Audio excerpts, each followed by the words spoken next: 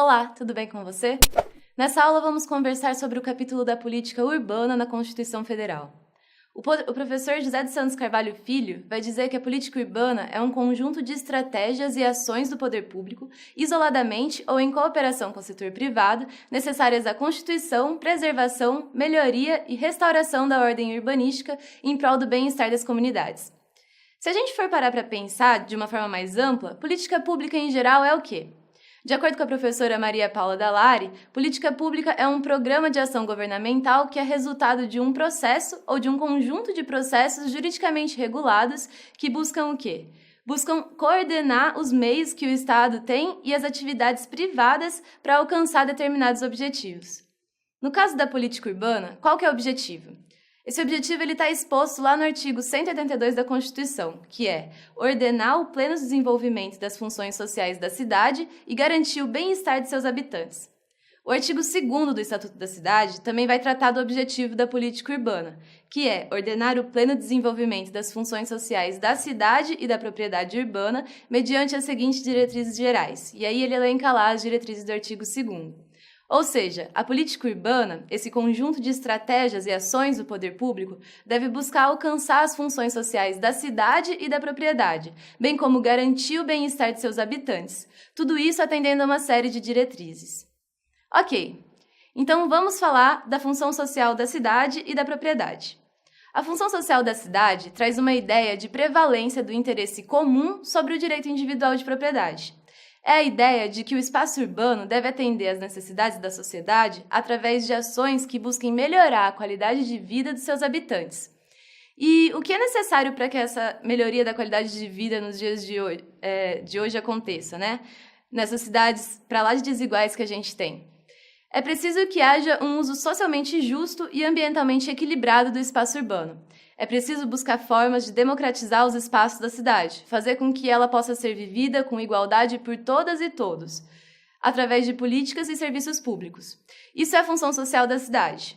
Bom, e quanto à função social da propriedade? Temos lá no artigo 5º, inciso 23, que a propriedade atenderá à sua função social. A função social faz parte da estrutura do regime jurídico da propriedade, ou seja, o direito à propriedade é reconhecido, mas não é absoluto. Não é porque eu sou dona de um terreno, por exemplo, que eu posso fazer exatamente o que eu quiser com ele. Nós vivemos em sociedade. É interessante a gente reparar que a propriedade privada e a sua função social também estão previstos na Constituição no título da ordem econômica. Por quê? Porque os princípios da ordem econômica buscam assegurar a todos a existência digna, conforme os ditames da justiça social. Ou seja, apesar da propriedade estar prevista entre os direitos individuais, ela não é somente um direito individual. Ela deve atender à função social. Mas como que eu vou saber que a propriedade, e aqui eu estou falando da propriedade urbana agora, como que eu vou saber que ela está cumprindo essa função social? Bom, ela cumprirá sua função social quando atender ao que foi disposto no plano diretor, que nós vamos estudar mais adiante. Diferentemente do previsto no capítulo da política agrícola e fundiária, que traz requisitos para a função social, a Constituição diz que a função social urbana deverá ser definida no plano diretor de cada cidade. Ou seja, cada município irá decidir, num cenário ideal, através de um processo de planejamento participativo, envolvendo representantes de todos os segmentos da comunidade, de que forma a função social será atendida.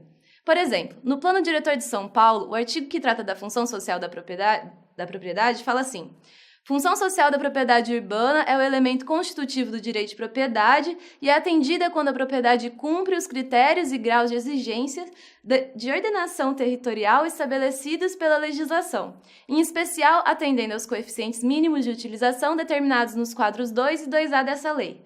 Aí, lá nos quadros, vamos ter os índices de coeficiente de aproveitamento, de gabarito, de altura, de taxa de ocupação, dentre outros.